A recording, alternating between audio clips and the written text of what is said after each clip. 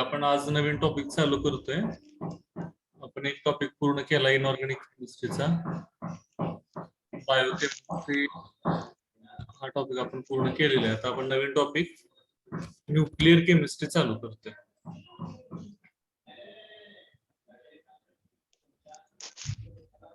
आता ह्या टॉपिक मध्ये काय काय आहे कंटेंट्स बघूया या टॉपिकचे.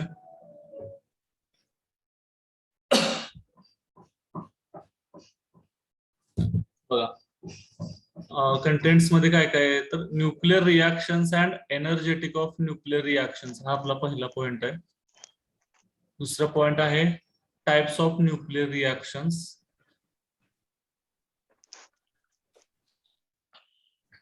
त्याच्यामध्ये आपण दोन प्रकारच्या ज्या न्यूक्लिअर रिएक्शन्स आहेत फिशन आणि फ्युजन त्या दोन बघणार आहोत. नंतर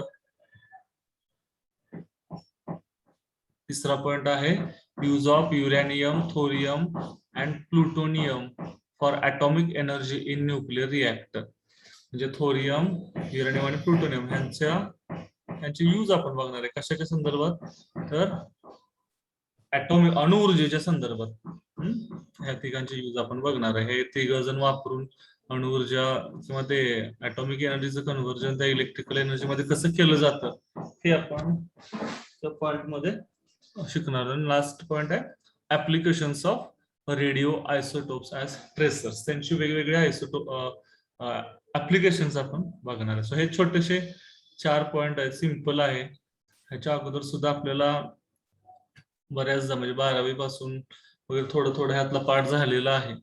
सो 12वी सुद्धा एक न्यूक्लिअर केमिस्ट्री नावाचा टॉपिक एक नवीन आलेला आहे. सो आपण आता हा टॉपिक बघूया काय काय आहे याच्यामध्ये इन डिटेल. बघा इंट्रोडक्शन. तर एक ऍटमचं मॉडेल तुमच्या पुढे आहे. तुम्ही माहिती आहे आपल्याला, आपण 12वीत वगैरे किंवा बीएससी ला सुरुवातीला फर्स्ट इयर सेकंड इयरला ते बघितलेलं आहे, शिकलेलं आहे. काय दिसतंय माहिती दिलेलीच आहे, आपण बघूया. बघा atom consist of 3 fundamental particles called proton, neutron and electron. प्रत्येक ऍटम मध्ये 3 मूलभूत पार्टिकल्स असतात, महत्वाचे किंवा मूलभूत म्हणू आपण. कुठले कुठले ते तर प्रोटॉन, न्यूट्रॉन आणि इलेक्ट्रॉन आपल्याला हे माहिती आहे. Next, protons and neutrons present in nucleus is called as nucleons, whereas the electron exists in the extranuclear region. मग तुमच्या पुढे एक ॲटॉमिक मॉडेल आहे. त्या मॉडेल मध्ये किंवा त्या इमेज मध्ये सुद्धा आपल्याला काय दिसतंय तर ॲटमच्या सेंटरला प्रोटॉन आणि न्यूट्रॉन आहेत आणि त्यांना आपण म्हणतो न्यूक्लिऑन्स. बघा रेड आणि तो ग्रे कलरचा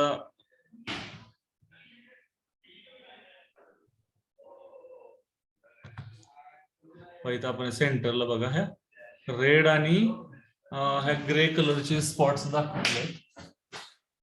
हे काय आहेत तर हे न्यूक्लियसच्या आतला भाग आहे, ते आहेत इथे दाखवले प्रोटॉन आणि हे न्यूट्रॉन. आणि त्यांना आपण काय म्हणतोय न्यूक्लियस मध्ये त्यांना आपण म्हटलं इथं न्यूक्लिऑन्स. न्यूक्लियस मध्ये असलेले पार्टिकल्स म्हणजेच ते न्यूक्लिऑन्स. whereas the electron exists in the extranuclear region. बघा हा जो न्यूक्लियस आहे, प्रोटॉन आणि न्यूट्रॉन ज्या भागात आहेत तो न्यूक्लियस आहे. त्या न्यूक्लियसच्या बाहेर ह्या वेगवेगळ्या शेल्स तुम्हाला दिसत आहेत, निळ्या 2 वेगवेगळ्या शेल्स. आता शेल्स मध्ये काय आहे तर हे वेगवेगळे इलेक्ट्रॉन्स प्रत्येक शेल मध्ये वेगळे वेगळे आहेत. पहिली शेल इथं दिसते तुम्हाला, न्यूक्लियस पासून जी फर्स्ट ही जी दिसते ती पहिली शेल आहे. ही पहिली शेल. नंतर ही जी आहे ती दुसरी शेल. अशा बऱ्याच शेल असतात, तिथं आपण फक्त 2च दाखवलेले आहेत. शेलला त्या नावं सुद्धा असतात, आठवत का सांगा बरं. शेल्सला त्या नाव किंवा सिम्बॉल सुद्धा असतात. पहिल्या शेलला आपण काय म्हणतो, लेटर्स आहेत ते आपली अल्फाबेट्स. हा पहिल्या शेलला कोणता आहे सांगा बरं, कोण सांगेल.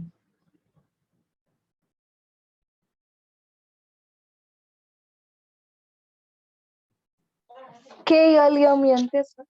हा तेच सांगेल. पहिली शेल जी असते न्यूक्लियस पासून पहिली तिला आपण के शेल असतो. दुसरी असते ती यल.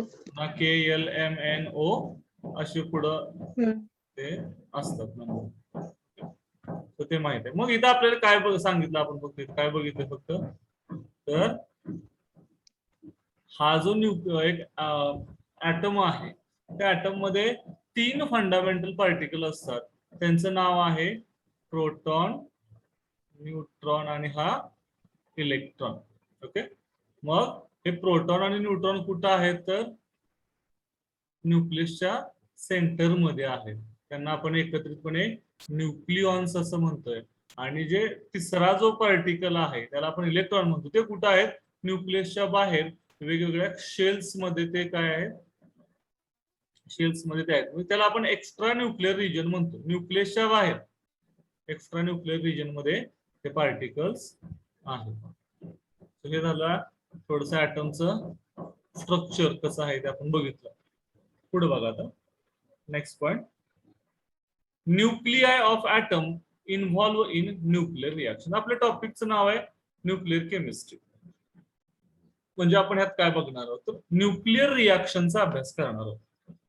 मग ह्या ज्या न्यूक्लिअर रिएक्शन्स असतात म्हणजे न्यूक्लियस वरती होणारे रिएक्शन किंवा ज्या रिएक्शन्स मध्ये न्यूक्लियस भाग घेतो त्या रिएक्शन्स म्हणजे न्यूक्लिअर रिएक्शन. मी तर काय सांगितलं पहिल्या पॉइंट मध्ये nuclei of atom involve in nuclear reactions. Nuclear reactions मध्ये एखाद्या त्या ऍटमचा न्यूक्लियस सहभागी होत असतो. इतर ज्या रिएक्शन्स असतात आपण ज्या रिएक्शन्स बघतो इतर न्यूक्लिअर रिएक्शन्स सोडून त्या रिएक्शन्स मध्ये काय होतं तर आउटर शेल मधले इलेक्ट्रॉन्स भाग घेत असतात. ऍटमचा न्यूक्लियस भाग घेत नसतो. त्यामुळे त्या रिएक्शन्स न्यूक्लिअर रिएक्शन्स नसतात. मग ज्या रिएक्शन्स मध्ये ऍटमचा न्यूक्लियस पार्टिसिपेट होत असतो त्याला आपण न्यूक्लिअर रिएक्शन्स असं म्हणतो. Next. The process in which atom of one element is converted into atom of another element is called transmutation. बघा ट्रान्सम्युटेशन ची डेफिनेशन इथे सांगितलेली आहे. अशी प्रोसेस की ज्याच्यामध्ये ऍटम ऑफ वन इलेमेंट एका इलेमेंटचा ऍटम हा converted into atom of another element. एका इलेमेंटचा ऍटम हा दुसऱ्या इलेमेंटच्या ऍटम मध्ये कन्वर्ट होण्याची प्रक्रिया म्हणजेच काय आहे तर ते ट्रान्सम्युटेशन असल्याला म्हणलेलं आहे. So in transmutation atom of one element is converted into atom of another element. Next, third point is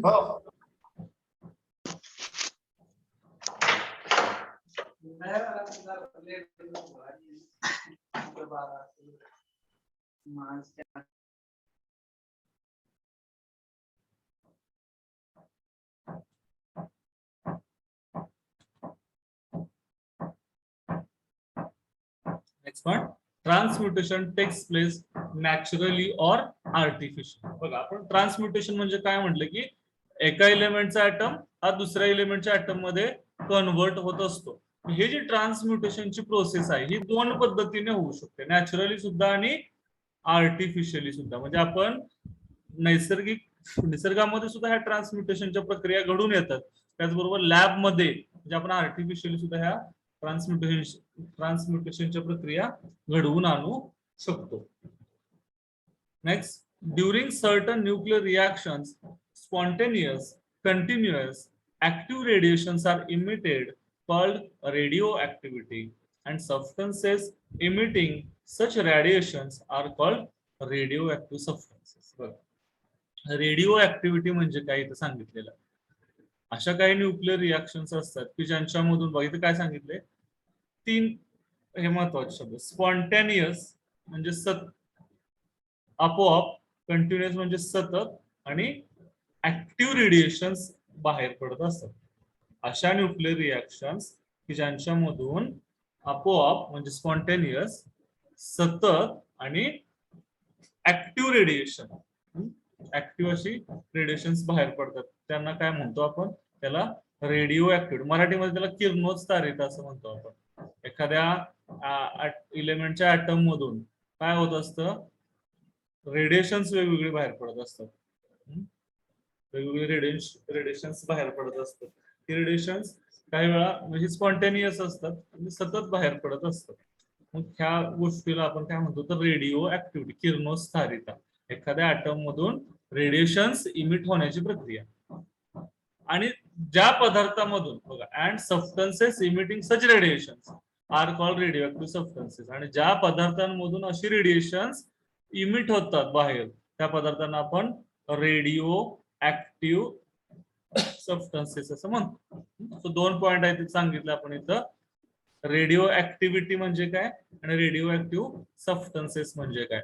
radio activity म्हणजे काय, spontaneous continuous emission of active radiations, and substances which emits such radiations are called radioactive substances. So हे introduction चा part झाला थोडासा. हा आपण ऍटमचं हे model बघितलं, त्याच्या सेंटर मध्ये प्रोटॉन आणि न्यूट्रॉन्स आहेत, त्यांना आपण न्यूक्लियॉन्स म्हणतोय. आणि ह्या न्यूक्लियसच्या भोवती वेगवेगळ्या ऑर्बिट्स मध्ये काय होतं तर हे जे इलेक्ट्रॉन्स आहेत ते रोटेट होत असतात. सो त्यांना आपण एक्स्ट्रा न्यूक्लिअर पार्टिकल्स असं म्हणतो. एक्स्ट्रा न्यूक्लिअर रिजन मधले ते पार्टिकल्स आहेत. सो हा पहिला पॉइंट इंट्रोडक्शनचा आपण बघितलेला. Next, the nuclear reactions. बघा, न्यूक्लिअर रिएक्शन्स म्हणजे एक्झाम्पल्स इथे आपण इथे बघतो. The reactions in which the nucleus of an atom undergoes a transmutation are called as nuclear reactions. बघा, न्यूक्लिअर रिएक्शनची डेफिनेशन दिली. अशा रिएक्शन्स की ज्याच्यामध्ये एखाद्या ॲटमचा न्यूक्लियस काय होतो, बदलतो. Nucleus of an atom undergoes transmutation. Transmutation म्हणजे काय, आपण लास्ट स्लाइड मध्ये बघितलं होतं की एका ॲटमचा, एका इलेमेंटचा ॲटम हा दुसऱ्या इलेमेंटच्या ॲटम मध्ये कन्व्हर्ट होत असतो. मग अशा रिएक्शन्स की ज्यांच्यामध्ये काय होतं, nucleus of an atom undergoes change किंवा ट्रान्सम्युटेशन. दिले बघा, nucleus of an atom undergoes transmutation. अशा रिएक्शन्स की ज्यांच्यामध्ये त्या ॲटमचा न्यूक्लियस बदलतो किंवा न्यूक्लियस नवीन तयार होतो, त्यांना आपण न्यूक्लिअर रिएक्शन्स म्हणतो. एक रिएक्शन आहे बघा खाली, जनरल रिएक्शन इथं दिलेली आहे.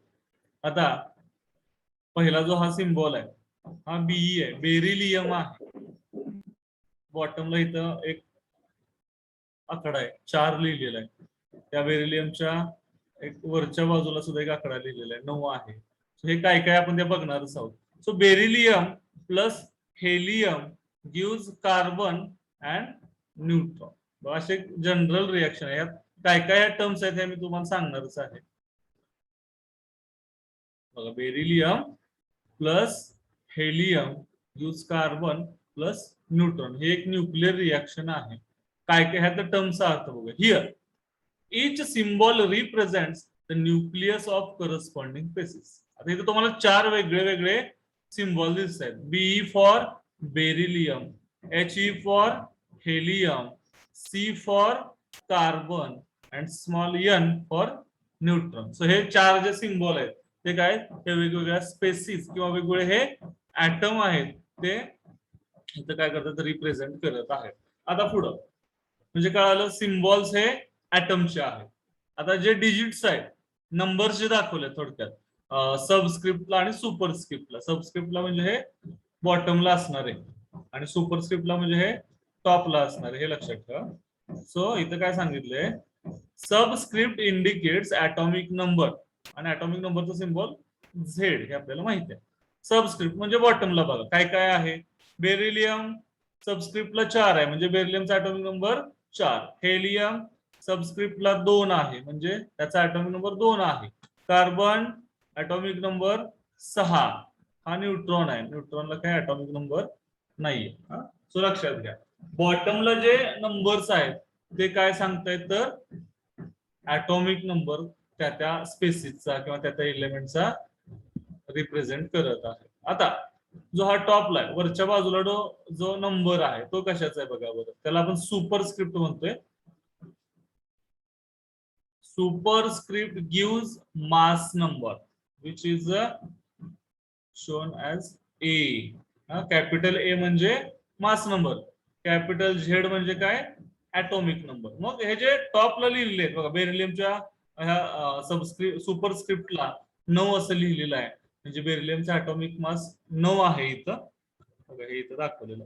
हेलियम 4, कार्बन 12 आणि हा जो न्यूट्रॉन आहे त्याला काय लिहिलं आपण इथं 1 दाखवलेलं. म्हणजे सुपरस्क्रिप्टला त्या एलिमेंटच्या किंवा त्या स्पेसिसच्या डोक्यावरती म्हणू आपण वरच्या बाजूला जो लिहिलेला नंबर आहे तो त्याचा मास नंबर आहे, आणि जो बॉटमला लिहिलेला आहे तो त्याचा ऍटॉमिक नंबर आहे.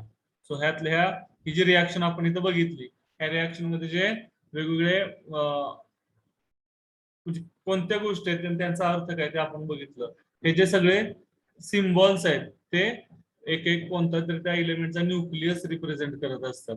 बी for beryllium, H for helium, C for carbon. बॉटमचे नंबर्स ऍटॉमिक नंबर रिप्रेझेंट करतात त्या एलिमेंटचे, आणि टॉपचे नंबर हे म्हणजे सबस्क्रिप्ट आणि सुपरस्क्रिप्टचे नंबर. सुपरस्क्रिप्टचे नंबर हे काय रिप्रेझेंट करतायत, तर त्याचा मास नंबर आहे. ओके, सो ह्या गोष्टी कळाल्या. आता पुढं, on both sides of equation sum of mass numbers and atomic numbers must be same. बघा, हा पॉइंट महत्वाचा. काय सांगितलं या पॉइंट मध्ये, रिॲक्शनच्या ह्या ज्या ॲरोच्या 2 साइड्स आहेत त्या बघा, लेफ्ट साइड आणि राईट साइड, म्हणजे रिॲक्टंटची बाजू आणि प्रोडक्टची बाजू, दोन्ही पॉइंट बघा. रिॲक्टंटची बाजू जी आहे तिथं बेरिलियम आहे आणि हेलियम आहे. प्रॉडक्ट जिथं आहे तिथं कार्बन आहे आणि एक न्यूट्रॉन आहे. सो ही लेफ्ट आणि right side, left for reactant, right for product. On the both sides of equation sum of mass numbers and atomic numbers must be same. रिॲक्शनच्या लेफ्ट आणि राईट साइडला जे नंबर्स आहेत ॲटॉमिक आणि mass number त्यांची सम एकच असणार आहे. आता रिॲक्टंटच्या बाजूला बघा, बेरिलियमचा ॲटॉमिक नंबर 4, हेलियमचा 2, म्हणजे सम झाली ही 6. आता लेफ्ट साइडला म्हणजे रिॲक्टंटच्या बाजूला ॲटॉमिक नंबरची सम 6 येते. प्रोडक्टच्या बाजूला किती आहे बघा, कार्बन 6 अधिक न्यूट्रॉन 0 म्हणजे 6. सो लेफ्ट साइडला किती आहे ॲटॉमिक नंबरची सम येते टोटल 6, आणि प्रोडक्टच्या बाजूला सुद्धा किती येते, ती 6च येते. सो आपण हा जो पॉइंट इथं बघितला तो इथं काय होतोय, तो बरोबर ठरतोय. आता मास नंबरची सम बघूया. बेरिलियमचा मास नंबर आहे 9, हेलियमचा आहे 13. सो 9 अधिक 4 13. सो रिॲक्टंटच्या बाजूला मास नंबरची सम किती आलेली आहे, 13 आलेली आहे. आता प्रॉडक्टच्या बाजूला बघूया. कार्बनची किती आहे मास नंबर 12 आणि न्यूट्रॉनचा आहे 1. सो 12 + 1 म्हणजे तो 13च येणार आहे. म्हणजे काय, आपण जेव्हा इथं हा जो पॉइंट बघितला, on the both sides of equation sum of mass numbers and atomic numbers must be same. म्हणजे न्यूक्लिअर रिॲक्शनच्या बाबतीत रिॲक्शनच्या त्या लेफ्ट आणि राईट साइडला जे जे ॲटम्स असतील त्यांचे मास नंबर आणि ॲटॉमिक नंबर त्यांची सम ही सेमच असणार आहे. ॲटम्स वेगळे असतील. बघा, हा बेरिलियम आहे, हेलियम आहे, प्रॉडक्ट मध्ये कार्बन आहे, न्यूट्रॉन आहे. ॲटम्स हे वेगळे आहेत, पण त्यांचे ॲटॉमिक नंबर रिॲक्टंटच्या साइडला जेवढे ॲटम्स आहेत त्यांच्या ॲटॉमिक नंबरची सम आणि प्रॉडक्टच्या बाजूला जे जे ॲटम्स असतील वेगळे त्यांच्या ॲटॉमिक नंबरची सम ही इक्वलच भरणार आहे. तसंच मास नंबरच्या बाबतीत सुद्धा असणार. Meaning of above nuclear reaction is that. आता ही जी रिॲक्शन बघितली आपण, यातल्या टर्म सगळ्या बघितल्या. सबस्क्रिप्टला काय आहे, सुपरस्क्रिप्टला काय, तो सिम्बॉल म्हणजे काय, आणि ते ॲटॉमिक आणि मास नंबरची सम सेम आली पाहिजे बोथ साइड्सला, लेफ्ट आणि राईट साइडला, हे बघितलं. आता ही न्यूक्लिअर रिॲक्शन नेमकी काय आहे किंवा ती कशी वाचायची हे आपण इथं बघूया. The atomic nucleus of beryllium of mass number 9 when bombarded by alpha particle get converted into carbon having mass number 12 with emission of neutron. बघा, ही जी आपण इथे रिॲक्शन बघितली, हे जे आपण 2-3 ओळी बघितल्या ह्याच्यामध्ये काय सांगितलेलं आहे, त्या न्यूक्लिअर रिॲक्शन मध्ये नेमकं काय झालं ते इथं सांगितलेलं. काय सांगितलं बघा, the atomic nucleus of beryllium of mass number 9. हा जो बेरिलियम आहे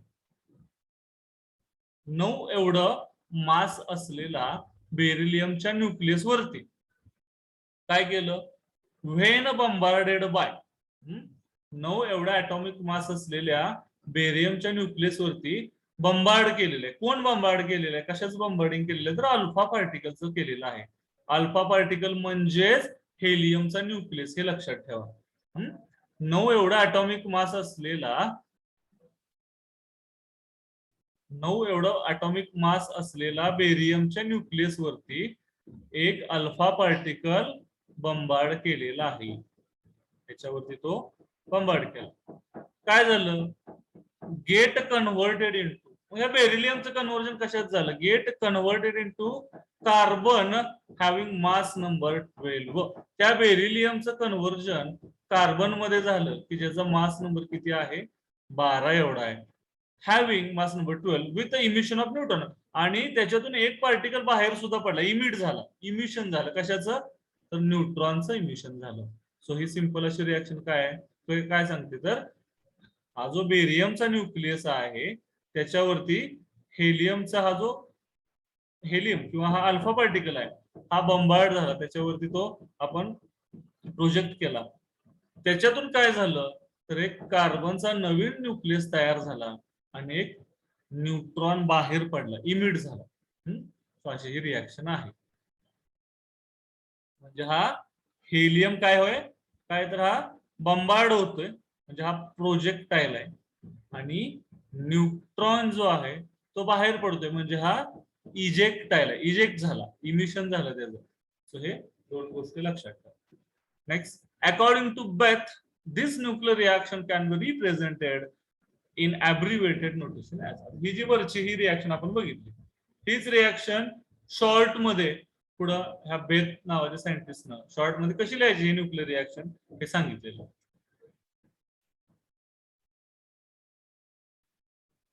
आता इथे या पॉइंट मध्ये इथे आपल्याला वरती रिएक्शन तुम्हाला दाखवलेली आहे. मागचीच रिएक्शन आहे बघा, बेरिलियम तुम्हाला इथे दिसतोय, हा जो आहे तो बेरिलियम आहे,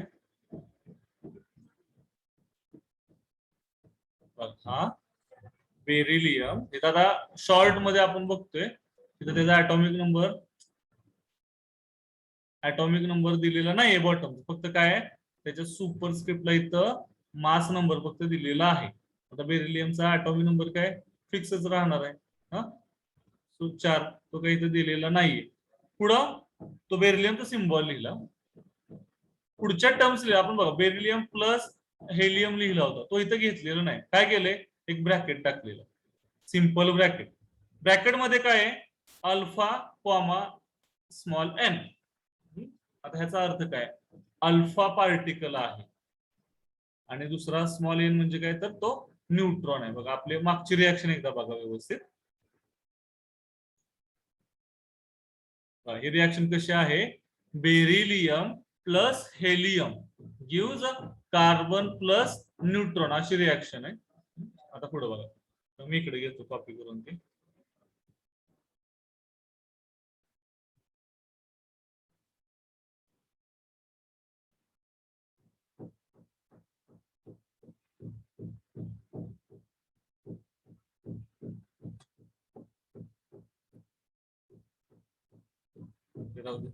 बघा हे काय रे, आता शॉर्ट मध्ये कशी सांगितलेली आहे इथं, तर हा जो बेरिलियम आहे तो इथं घेतलेला आहे, त्याच्यानंतर पुढे ब्रॅकेट मध्ये अल्फा न्यूट्रॉन ब्रॅकेट कम्प्लीट, नंतर हा प्रोडक्ट कार्बन लिहिलेला आहे. आता ह्याचा अर्थ काय, तर ब्रॅकेट मधली जी पहिली टर्म आहे अल्फाची, ही अल्फा काय रिप्रेझेंट करते, तर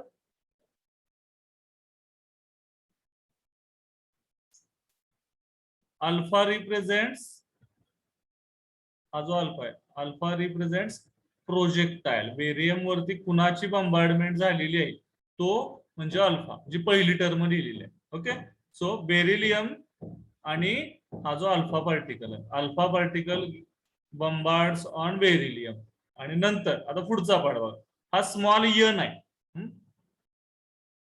ह्याचा अर्थ काय, तर न्यूट्रॉन. हा प्रॉडक्ट तयार झाला कार्बन, आणि त्याच्यानंतर दुसरं इमिशन कुणाचं झालेलं आहे, तर हे न्यूट्रॉनचं इमिशन झालेलं आहे. बघा ब्रॅकेट मध्ये काय आहे, तर बेरिलियम वरती बंबार्डमेंट कुणाची झाली, तो पहिला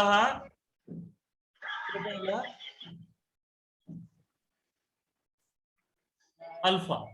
सो अल्फा पार्टिकलची बंबार्डमेंट झाली आणि इजेक्ट काय झाला त्याच्यातून, तर न्यूट्रॉन. हे ब्रॅकेट मध्ये दिलेलं आहे. आणि ब्रॅकेटच्या दोन्ही बाजूला, ब्रॅकेटच्या लेफ्ट साइडला आहे बेरिलियम, की ज्याच्यावरती बंबार्डमेंट होणार आहे, म्हणजे तो रिॲक्टंट आहे असं म्हणू. आणि ब्रॅकेटच्या राईट साइडला कोण आहे, इथं कार्बन दाखवलेला आहे, म्हणजे तो कोण आहे, त्याचा प्रॉडक्ट. म्हणजे बेरिलियमचं कन्व्हर्जन कशात झालं, तर ह्या कार्बन मध्ये झालं, असं इथं दर्शवलेलं आहे. आणि हे कुणामुळे झालं, बंबार्डमेंट कुणाचे, रिॲक्टंट वरती कोण बंबार्ड झालं, तर ह्या ब्रॅकेट मधली पहिली term alpha. Alpha particle bombards on beryllium nucleus. It gives new nucleus of carbon and bracket मध्ये आता दुसरी गोष्ट कुठली आहे, तर स्मॉल एन म्हणजे न्यूट्रॉन. तो न्यूट्रॉन काय झालेला आहे, बाहेर पडलेला आहे. बघा मगाशी जे आपण रिॲक्शन बघितली डिटेलमध्ये, जसे आपण इतर केमिकल रिॲक्शन लिहितो तशा पद्धतीने, आता इथं फक्त काय केलेलं आहे, तिचा शॉर्ट फॉर्म या रिॲक्शन मध्ये सांगितलेला आहे. फक्त रिॲक्टंटचा सिम्बॉल घेतलेला आहे आणि त्याचा फक्त मास नंबर इथं दाखवलेला, ॲटॉमिक नंबर सुद्धा घेतलेला नाही. ब्रॅकेट दिला, ब्रॅकेट मध्ये काय आहे, पहिली जी टर्म आहे ती कोण आहे, बंबार्ड होणारी रिॲक्टंट वरती, आणि दुसरी टर्म जी कोण आहे ती बाहेर इजेक्ट होणारी. ओके, हे ब्रॅकेट मध्ये दोन, प्रोजेक्टाईल आणि इजेक्टाईल असे त्याला नाव आहे. आणि हा जो कार्बन आहे तो त्या रिॲक्शनचा प्रॉडक्ट आहे. वेअर, आता खाली काय माहिती दिली बघूया. Where the first symbol in the bracket indicates the particle used for bombardment in nuclear reactions called projectiles alpha and second represents emission. म्हणजे ब्रॅकेट मध्ये जे काय काय त्याचा अर्थ सांगितलाय, ब्रॅकेट मध्ये जे टर्म्स आहेत किंवा जे सिम्बॉल आहेत त्यातली जी पहिली आहे जिथं अल्फा आहे, तो अल्फा कोण आहे, प्रोजेक्टाईल आहे. आणि दुसरा जो आहे स्मॉल एन म्हणजे न्यूट्रॉन, तो कोण आहे, इमिशन होणार म्हणजे तो इजेक्टाईल आहे. Next, the element bombarded by some projectile is called target and the product obtained in the nuclear reaction is called recoil nucleus or target element. आता आणखी माहिती काय दिलेली आहे बघा.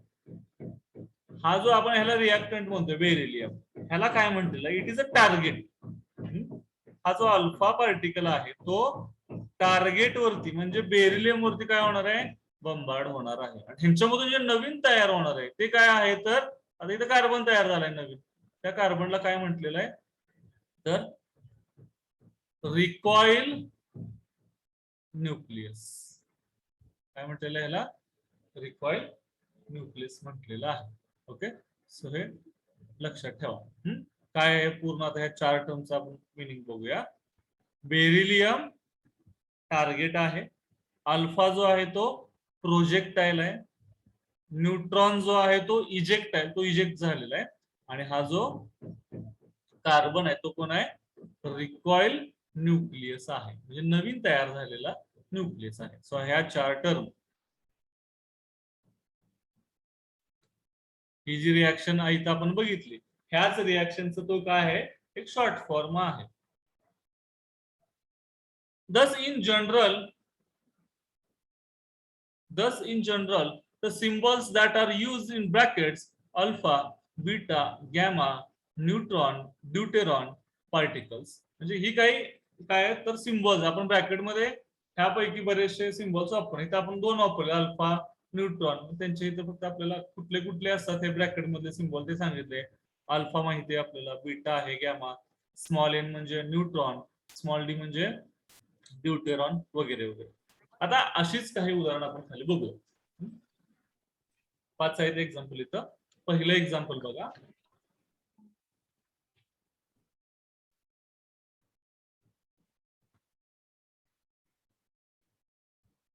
पहिलं एक्झाम्पल काय आहे इथं, 27 ॲल्युमिनियम म्हणजे हे आपलं टार्गेट आहे. ॲल्युमिनियमचा न्यूक्लियस आहे त्याचा मास नंबर आहे 27. अल्युमिनियमचा ऍटॉमिक नंबर सांगा बरं.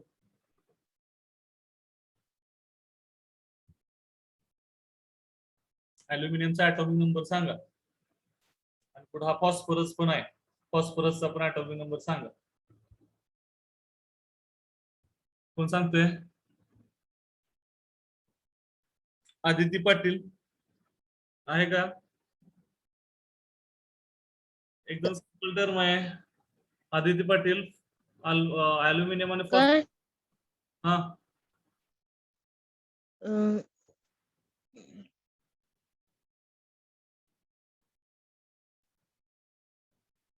लवकर.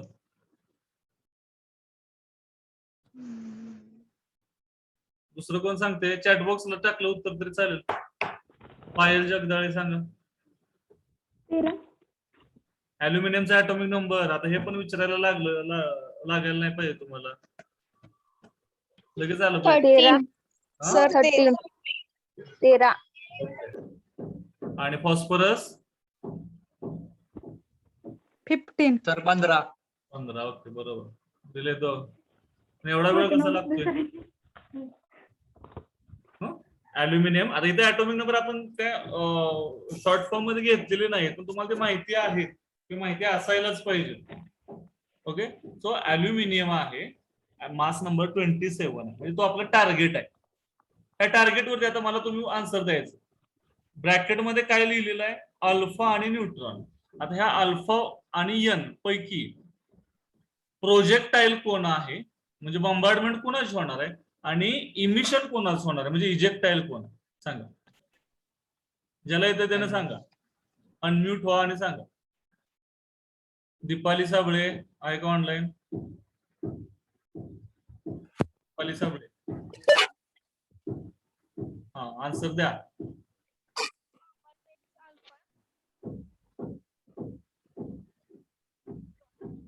वैष्णवी जगताप, हा वैष्णवी जगताप दे आन्सर. वैष्णवी काय दिलं इथं? हा वैष्णवी जगताप आन्सर दिलं तरी चालेल.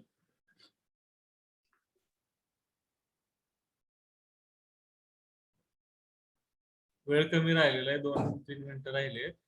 येथे त्यांना नम्रता सबनीस. नम्रता,